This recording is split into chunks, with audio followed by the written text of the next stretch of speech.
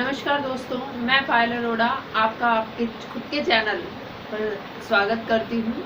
और जैसा कि आपको पता है कि इस चैनल के ऊपर बीएड की क्लासेस चल रही थी। बीएड की एक बुक कंप्लीट हो गई थी, learning and teaching, and second book upon start कर रही थी, इंक्लूसिव एजुकेशन की।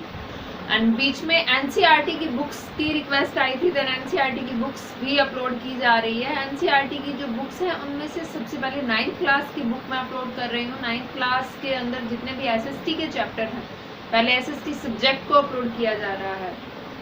तो बिना देरी करते हुए अपने एसएसटी के चैप्टर को स्टार्ट करते हैं। Let's start the chapter. Please इस वीडियो को लाइक करें और अगर आप इस चैनल पर नए हैं तो इस चैनल को सब्सक्राइब करें और साथ में जो बेल आइकन है उसे दबाना ना भूलें। एट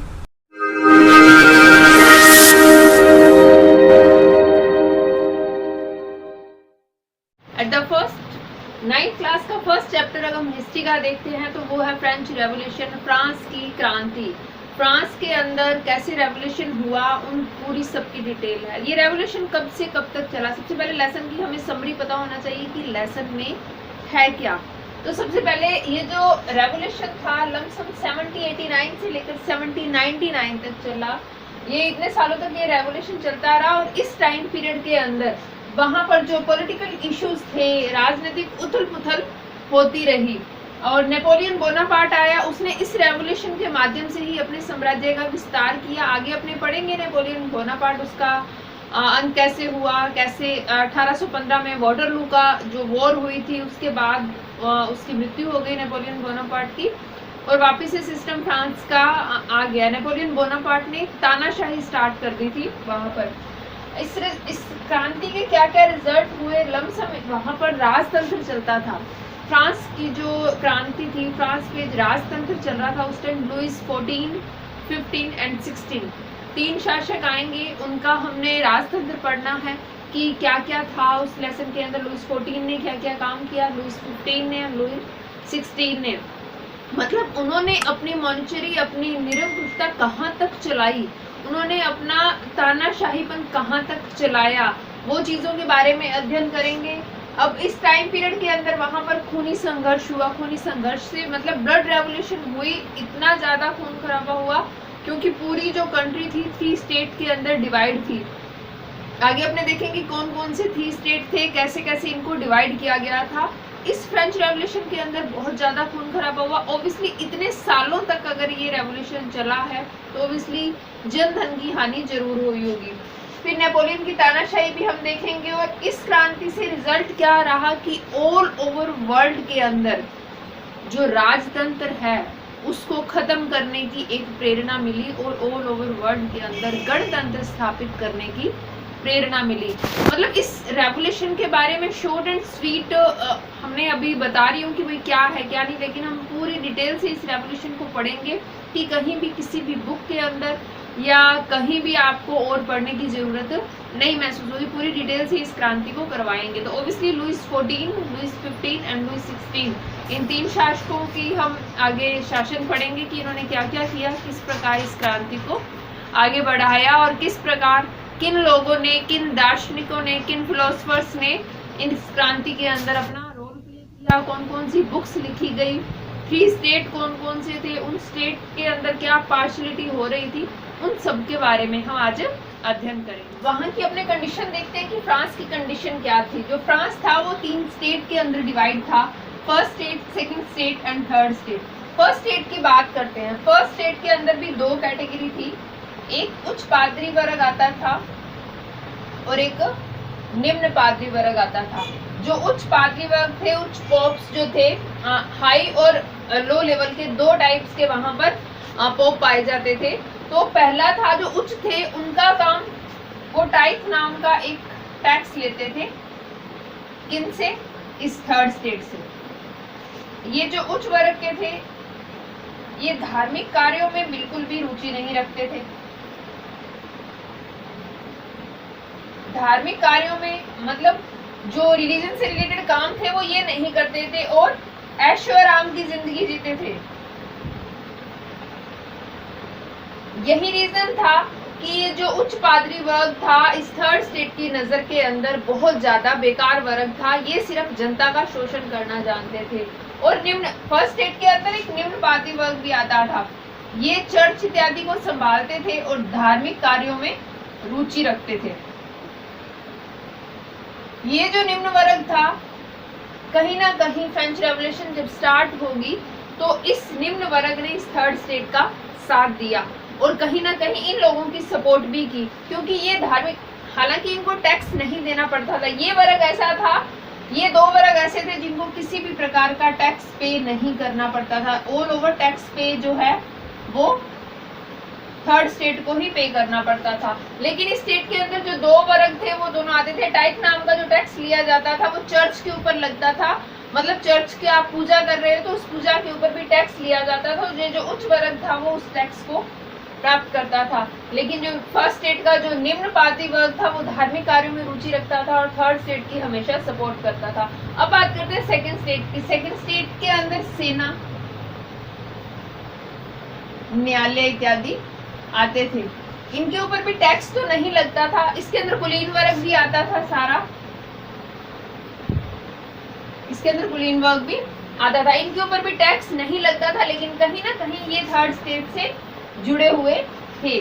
थर्ड स्टेट की बात करें उसमें आम सामान्य जनता संपूर्ण,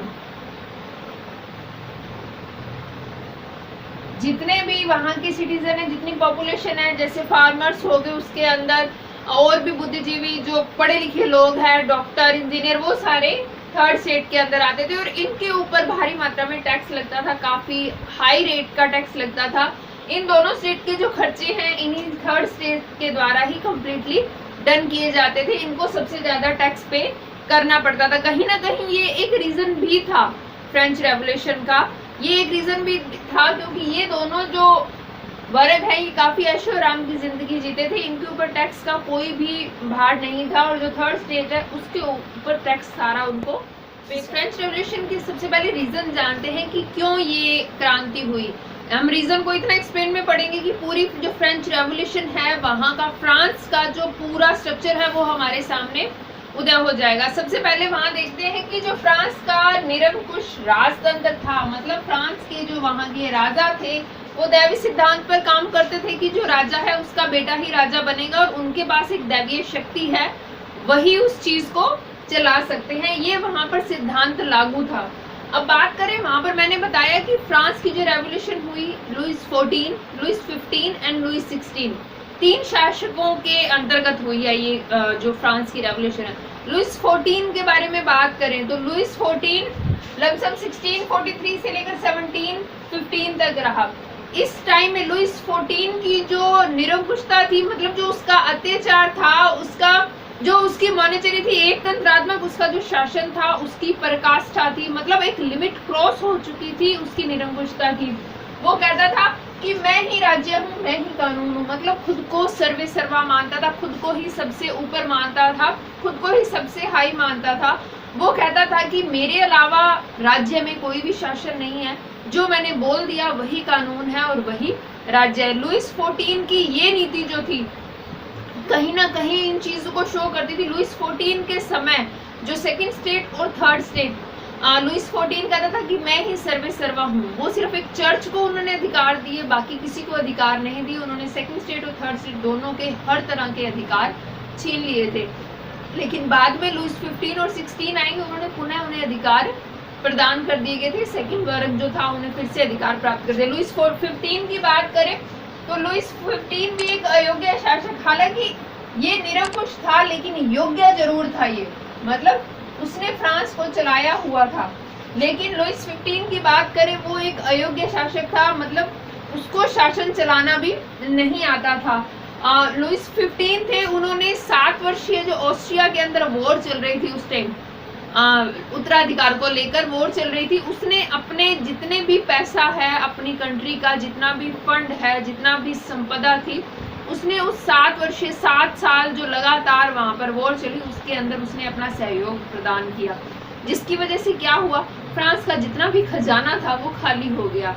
लेकिन फिर भी फर्स्ट स्टेट जो वहां पर एक वर्साई का महल बना हुआ था, फोर्ट बना हुआ था, एक बहुत सुंदर पैलेस बना हुआ था, वर्साई पैलेस जिसको बोलते हैं। बाद में जब वॉर होगी तो इसको भी खत्म कर दिया जाएगा। बास्तिल का जो था और वर्साई का था वो, जो ये वर्साई का पैलेस था, ये कहीं ना कहीं जो शासक थे, राजा लोग थे, उनकी विलासिता का एक केंद्र था, उनकी ऐशो आराम का एक केंद्र था, या उनके कह रहे हैं कि फालतू के खर्चों का एक केंद्र था, एक सिंबल था। तो कहीं ना कहीं ये चीज भी थर्ड स्टेट है, उन्हीं को ही पे करनी पड़ती थी उन राजाओं के ऐशो आराम के खर्चे के लिए। अब बात करें लुइस 14 जो सबसे निरंकुश था, वो क्या कहता था, मैं ही राज्य हूँ, मैं ही कानून हूँ। जो लुइस 15 था, उसने ऑस्ट्रिया में 7 वर्षीय उत्तराधिकारी युद्ध में भाग लेकर अपनी संपूर्ण संपत्ति को नष्ट कर दिया, और जो वर्साई का महल था उनकी विलासिता का केंद्र बन गया। अब लुइस 16 की बात करें, लुइस 16 भी एक तरह का कह सकते हैं कि वो पत्नी प्रिय था, मतलब अपनी वाइफ की ही सारी बात मानता था, और उसकी वाइफ भी इस तरह की थी कि उसे इतनी लोगों की इंसानियत की उसे बिल्कुल भी समझ नहीं थी, उसके अंदर बिल्कुल भी ह्यूमिलिटी नहीं थी, बिल्कुल भी इंसानियत नहीं थी। लुइस 16 कहता था कि मैं यह चाहता हूँ इसलिए यह कानून है, मतलब जो मेरी इच्छा है इस वजह से मैं कानून बना रहा हूँ। अगर उसकी कुछ खाने की इच्छा है तो कहा जाता था कि वो कहता था कि भाई ये मुझे ला दो क्योंकि ये यहाँ का कानून है। तो वो चीज, उसकी पत्नी का नाम था मैरी एंटोनेटा।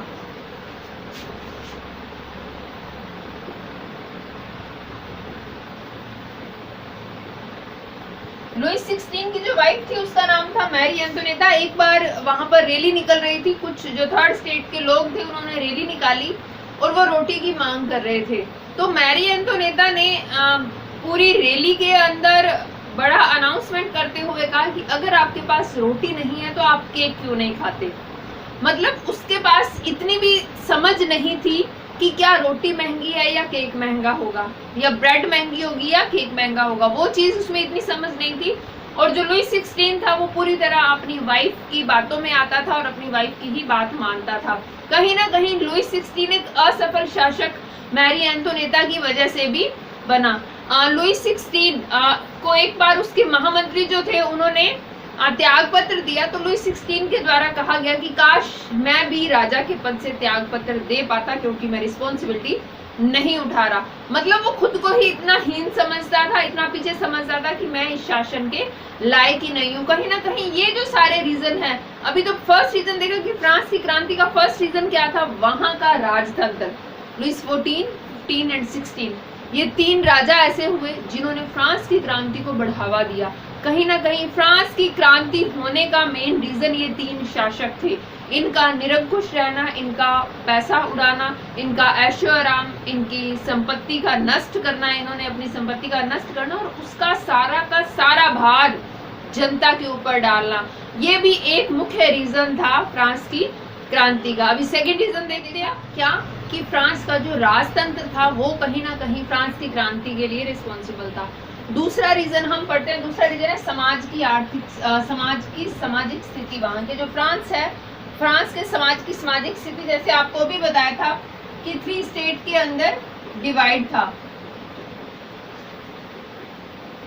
इसके अंदर सारा पादरी वर्ग आता था जो कि धर्म से रिलेटेड था, चर्च वगैरह। उसके इसके सेकंड स्टेट में कुलीन वर्ग आता था सारा, या चर्च, न्यायालय इत्यादि आते थे। थर्ड स्टेट था जहां पर किसान, मध्यम वर्ग, मतलब अगर बात की जाए 300 मेंबर इसमें है, 300 मेंबर इसमें है, तो सीधा ही 600 मेंबर इस अकेले वर्ग में थे। मतलब दोनों वर्ग को मिलाकर अगर कैलकुलेशन की जाए तो इतनी पॉपुलेशन इस अकेले वर्ग में थी। और पूरे के पूरे टैक्स का जो भार था इस अकेले वर्ग पर था। इन दोनों वर्ग के ऊपर कोई भी टैक्स नहीं लिया जाता था, चाहे इनकी इनकम हो रही है चाहे इनकी इनकम नहीं हो रही। तो कहीं ना कहीं ये जो फर्स्ट पार्ट था, पादरी वर्ग था, पूरी जमीन का जो 10वां हिस्सा है वो इसे फ्री में ही मिल जाता था, 10वां हिस्सा इसका अधिकार था। कुलीन वर्ग राजा है, उसके पास तो अधिकार थे ही। जो मध्यम वर्ग रहता तो थर्ड स्टेट रह जाता, उन्हें किसी प्रकार का राजनीतिक अधिकार प्राप्त नहीं था। अगर किसी पोस्ट के ऊपर बैठना है तो वो इस वर्ग से बैठे जाते थे व्यक्ति, न कि इस वर्ग से। इस वर्ग के अंदर शिक्षित पढ़े लिखे लोग भी थे, लेकिन उन्हें किसी भी तरह का राजनीतिक अधिकार कोई भी प्राप्त नहीं था। कहीं ना कहीं ये एक इम्पोर्टेंट रीजन बना उस क्रांति का, उस रेवोल्यूशन का। ये जो वर्ग था ये काफी दयनीय स्थिति थी। इसके अंदर सबसे ज्यादा दयनीय स्थिति थी किसानों की, फार्मर्स की। क्योंकि उनके ऊपर बहुत हैवी वेज के ऊपर टैक्स लगता था, उनके ऊपर उनकी जो फसल है उनके ऊपर भी टैक्स लगता था, उनकी जमीनें हैं उनके ऊपर भी ये वर्ग आकर टैक्स लेता था। इनको चर्च का भी जो टाइप नाम का टैक्स था वो इनको चर्च के ऊपर भी देना पड़ता था, पूजा पाठ के लिए भी इनको टैक्स देना पड़ता था। मतलब हर तरह के टैक्स का पे ये वर्ग करता था। तो इस वर्ग को कोई अधिकार भी प्राप्त नहीं था, कोई भी ऐसा राइट नहीं था जो इस वर्ग को प्राप्त हो। अगर मीटिंग भी हो रही है तो तीनों वर्ग का एक एक वोट पास किया जाता था कि एक वोट इसका होगा, एक वोट इसका होगा और एक वोट इसका होगा, जिसकी वजह से हमेशा डिसीजन ये 2 वोट एक साइड हो जाते थे और ये 1 वोट एक साइड रह जाता था। कहीं ना कहीं डिसीजन कभी भी इसके फेवर में नहीं हुआ। तो कहीं ना कहीं ये भी एक रीजन था वहां पर रेवोल्यूशन। नेक्स्ट रीजन देखते हैं। नेक्स्ट रीजन क्या रहा? समाज की आर्थिक स्थिति। फ्रांस की जो आर्थिक स्थिति थी वो इस कंडीशन पर थी कि दिवालिया घोषित किया जा सकता था वहां के शासन को, वहां की जो भी कम्युनिटी चल रही है, जो भी वहां पर सिस्टम चल रहा है उसको दिवालिया घोषित कर सकते थे। इतनी बुरी कंडीशन चल रही थी। ये रीजन क्या रहे, क्यों इस तरह की आर्थिक स्थिति है? सबसे पहले लुइस 14 की बात करते हैं, क्योंकि हमारे पास 3 शासक हैं, लुइस 14, 15 एंड 16। लुइस 14 की बात करते हैं तो उसने इतने सारे युद्धों में भाग लिया जिसके कारण वहां का जो कोष था वो खाली हो गया। लुइस 15 की बात करें तो उत्तराधिकारी जो युद्ध चल रहा था उस टाइम 7 वर्षीय उत्तराधिकारी युद्ध चल रहा था तो ऑस्ट्रिया के साथ। उस युद्ध के अंदर लुइस 15 ने पार्टिसिपेट किया और 7 सालों तक लगातार युद्ध में खर्चा होता रहा। वहां पर सेना पर इतना ज्यादा व्यय हो गया कि जो फ्रांस का कोष था वो लमसम खाली हो गया। फिर लुइस 16 आया। लुइस 16 ने अमेरिका की स्वतंत्रता का युद्ध चल रहा था, उसने लुइस 16 ने फिर उसमें भाग ले लिया, जिसकी वजह से फिर से कोष खाली हो गया। लेकिन ये तीनों कोष जब खाली हुए तो उसको भरपाई करने के लिए लुइस 16 ने अदर कंट्री से, लुइस 15 ने अदर कंट्री से काफी कर्जा लिया। अब कर्जा इतना ज्यादा था, लोन इतना ज्यादा ले रखा था कि फ्रांस की शासकों द्वारा वहां पर उस जो लोन है उसका इंटरेस्ट भी नहीं पे हो पा रहा था। मतलब उस लोन के ऊपर जितना ब्याज लग रहा था, जितना इंटरेस्ट लग रहा था, वो भी पे नहीं कर पा रहे थे। क्यों? क्योंकि इनकम का कोई और रिसोर्स नहीं था। इनकम का रिसोर्स था only third state. Third state कितना पे करता? कहीं ना कहीं ये कोष का खाली होना भी एक रीजन बना फ्रेंच रेवोल्यूशन होने का। ये जो इनका कोष खाली हो गया, लेकिन फिर भी इनकी विलासिता थी वो कभी खत्म नहीं हो। इनका शाही डाट वाट पर खर्च बहुत ज्यादा था।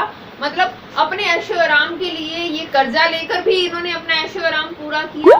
थर्ड स्टेट के ऊपर टैक्स को बहुत अधिक मात्रा में बढ़ाकर भी अपना इन्होंने खर्चा पूरा किया। वर्साई का जो महल था वो कहीं ना कहीं इनकी विलासिता। अगर बाकी जो सोसाइटी है फ्रांस की वो अगर भूख मर रही है या उनके पास खाने को रोटी भी नहीं है, उसने ब्रेड उस कंट्री के अंदर था, ब्रेड चलता था, तो वो अगर उनके पास खाने को ब्रेड भी नहीं है तब भी इन राजाओं की जो ऐशो आराम था उसमें कमी नहीं आ रही थी। ना ही चर्च के जो टाइप नाम का टैक्स था, जो फर्स्ट स्टेट के उच्च वर्ग के पादरी लोग थे, उनके खर्चे में कोई कमी आ रही थी, जिसकी वजह से कहीं ना कहीं एक रीजन बना उस फ्रेंच रेवोल्यूशन का। कर्जों की अत्यधिक मात्रा हो गई थी और वो टैक्स भी पे नहीं कर पा रहे थे। कर्ज जो हुए उनके ऊपर जो इंटरेस्ट लग रहा था, उनका जो ब्याज था, ब्याज लगा हुआ था, वो भी पे नहीं हो पा रहा था। लुइस 16 ने कोशिश की कि इस मुश्किल से बाहर निकला जाए। तो उनके वित्त सलाहकार थे तुर्गो। आगे अपने तुर्गो के बारे में पढ़ेंगे। वित्त सलाहकार थे तुर्गो, उनसे सलाह ली और जो थर्ड स्टेट की थी वो मीटिंग फिक्स की गई कि क्यों ना एक थर्ड स्टेट की मीटिंग रखी जाए, वहां पर कंसल्ट किया जाए कि इस प्रॉब्लम से कैसे निकला जाए। तो 1789 के अंदर ये मीटिंग फिक्स की गई थर्ड स्टेट की। कहीं ना कहीं फ्रेंच रेवोल्यूशन का बेसिक रीजन ये मीटिंग ही है, क्योंकि इस मीटिंग के अंदर जो थर्ड स्टेट थे उनकी डिसरिस्पेक्ट की गई, उनके अधिकारों का हनन किया गया, उन्हें किसी भी प्रकार का पॉलिटिकल राइट्स नहीं दिया गया, उनकी इंसल्ट की गई, जिसकी वजह से जो थर्ड स्टेट के लोग थे और कुछ सेकंड स्टेट के लोग और कुछ फर्स्ट स्टेट के लोग भी थे जिसने इन थर्ड स्टेट के लोगों का साथ दिया। तो उन्होंने उस मीटिंग को डिनाई कर दिया, उस मीटिंग से खड़े होकर वहां से आ गए। उस मीटिंग को उन्होंने रेस्ट्रिक्ट कर दिया कि नहीं, हम इस मीटिंग में नहीं रह सकते, हम इस मीटिंग को नहीं फॉलो करेंगे। तो वहां पर जो कानून बनाए जा रहे थे उस मीटिंग को डिनाई करके जो थर्ड स्टेट था उस मीटिंग को छोड़कर आ गया और नेशनल असेंबली घोषित कर दी एक्सेट्रा। फिर पूरी फ्रेंच रेवोल्यूशन का एक रफ डाटा तैयार किया गया और पूरा फ्रेंच रेवोल्यूशन स्टार्ट हो गया। कहीं ना कहीं फ्रेंच रेवोल्यूशन का कहीं ना कि एक तात्कालिक कारण क्या है, जिसको बोलते हैं कि करंट रीजन क्या था उसका, फ्रेंच रेवोल्यूशन का। तो ये 1789 के अंदर जो मीटिंग रखी गई, प्रोफेसर जो तुर्गो थे विद सलाहकार थे लुई 16 के, जो मीटिंग रखी गई वो एक करंट रीजन था इस फ्रेंच रेवोल्यूशन का। तो अगर क्वेश्चन में आ जाता है तो शॉर्ट नोट आता है कि तात्कालिक रीजन क्या है, करंट रीजन क्या है फ्रेंच रेवोल्यूशन का। तो 1789 के अंदर हुई थर्ड स्टेट के तीनों स्टेट्स की जो मीटिंग थी, जो स्टेट जनरल के द्वारा रखी जाती थी काफी 175 ईयर्स के बाद, 175 ईयर्स के बाद ये मीटिंग दोबारा रखी गई थी। इससे 20 के टाइम पीरियड में कोई भी मीटिंग नहीं हुई थी। तो काफी लोग एक्साइटेड थे कि हाँ ये मीटिंग होगी और कुछ नया डिसीजन लिया जाएगा फ्रांस के लिए। बट इस मीटिंग का जो एजेंडा था वो कंप्लीट ही नहीं हुआ, वो बात ही नहीं हुई। पहले ही थर्ड स्टेट की इतनी डिसरिस्पेक्ट कर दी गई, थर्ड स्टेट को इतना नीचे कर दिया गया, यहाँ तक कि उन्हें बैठने का स्थान नहीं दिए गए। वो जो मीटिंग की असेंबली थी, जहाँ पर मीटिंग रखी गई थी, जिस बिल्डिंग के अंदर मीटिंग रखी गई थी, वहाँ पर जो बैठने की व्यवस्था की गई वो फर्स्ट स्टेट के लिए थी। 300 मेंबर्स इधर बैठे, 300 मेंबर्स उधर बैठे, तो 600 मेंबर बैठ गए। तो इनके बैठने की व्यवस्था ही नहीं करेगी। इन 600 मेंबर्स को उन 300 मेंबर्स के पीछे खड़ा रहना पड़ा। और ये बात भी उनके द्वारा एग्री की गई कि कोई बात नहीं, खड़ा हुआ जाएगा, लेकिन कहीं भी इनके राजनीतिक अधिकारों की बात नहीं की गई। तो कहीं ना कहीं 1789 की जो थर्ड स्टेट की मीटिंग्स थी, जो स्टेट जनरल के द्वारा बुलाई गई थी, वो एक फ्रेंच रेवोल्यूशन का तात्कालीन कारण है। एक तरह रेवोल्यूशन के अंदर कुछ इम्पोर्टेंट व्यक्ति हैं, इम्पोर्टेंट फिलोसफर कह सकते हैं, या सभी फिलोसफर नहीं थे, कुछ फाइनेंस डिपार्टमेंट से थे, कुछ दर्शन शास्त्र से रिलेटेड थे। तो इम्पोर्टेंट पर्सन कह सकते हैं उन लोगों को। तो वो चीज़ उनके बारे में भी पढ़ना जरूरी है, क्योंकि फ्रेंच रेवोल्यूशन के अंदर इनके जो पब्लिश किए हुए बुक्स हैं उन्होंने काफ़ी योगदान दिया था। तो सबसे पहले बात करते हैं मॉन्टेस्क्यू की। 1689 में इनका बर्थ था और 1755 के अंदर इन्होंने जो बुक लिखी the spirit of the laws, इन्होंने बुक लिखी।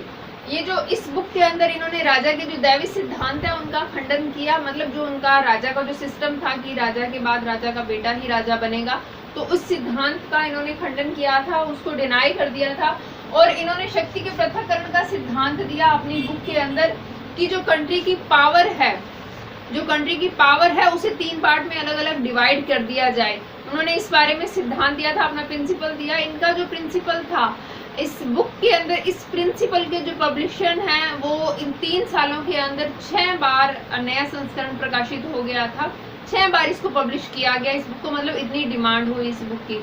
तो इसके अंदर जो प्रिंसिपल दिया इन्होंने पावर का, तो वो उसके अंदर 3 पार्ट बताए कि एक विधायिका है, एक कार्यपालिका है, एक न्यायपालिका। न्यायपालिका जुडिशरी जो न्याय करेगी, कार्यपालिका जो एग्जीक्यूट करेगी, और विधायिका जो लेजिस्लेटिव बनाएगी, मतलब एक कानून बनाने वाली, एक कानून का पालन करवाने वाली, और एक उस कानून के ऊपर, उस लॉ के ऊपर जस्टिस करने वाली। कि कंट्री को 3 पार्ट में डिवाइड कर दिया जाए। और जो पावर है सिर्फ एक राजा के पास नहीं होनी चाहिए। पहले पावर सिर्फ एक राजा के पास थी, जैसे लुईस 14, 15, 16 की बात करें तो पावर सिर्फ राजा के पास थी, क्योंकि राजा के काफ़ी सेंटेंस भी आए।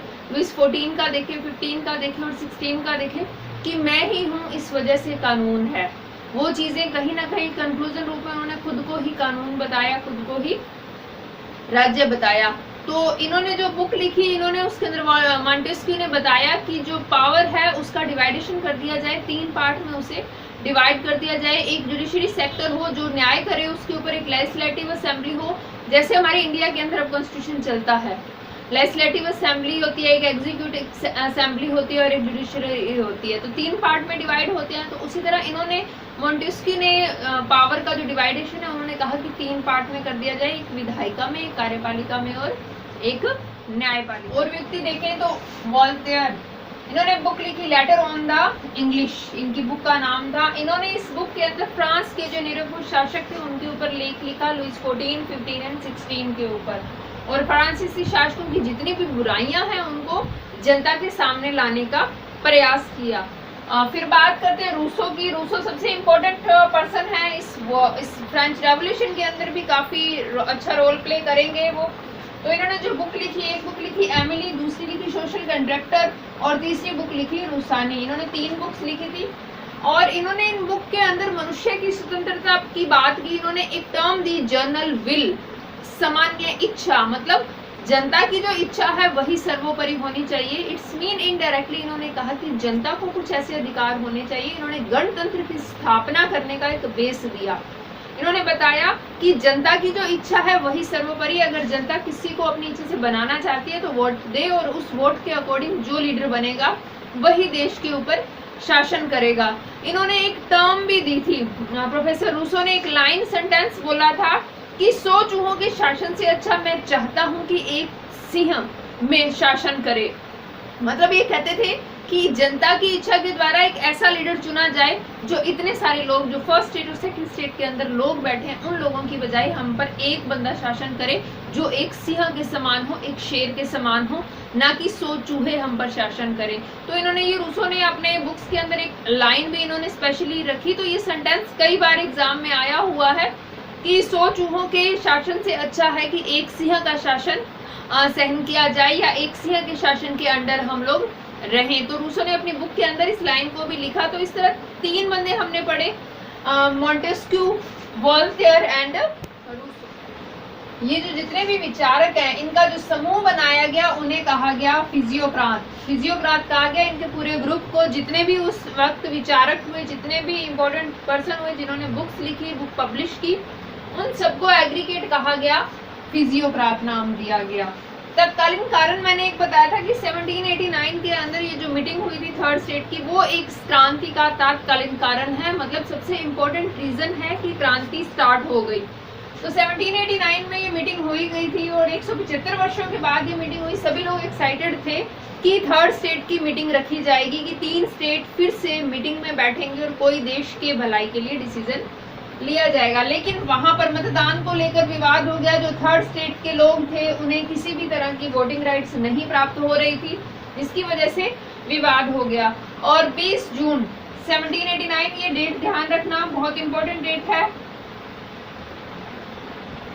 20 जून 1789 को राष्ट्रीय सभा घोषित कर दी गई, नेशनल असेंबली घोषित कर दी गई कि हमारे देश के लिए एक असेंबली चाहिए, एक गणतंत्र चाहिए जहां पर हमें भी राइट्स मिले। और इन्होंने ऐलान किया, नेशनल असेंबली का फर्स्ट सेंटेंस आया था कि हम सब तब तक अलग नहीं होंगे जब तक हमारे अधिकारों हेतु संविधान नहीं बन जाता। नेशनल असेंबली ने ये डिक्लेयर किया राजा के सामने, तीनों स्टेट के सामने, कि हम सब तब तक अलग नहीं होंगे जब तक हमारे अधिकारों के लिए एक संविधान का निर्माण नहीं कर दिया जाएगा।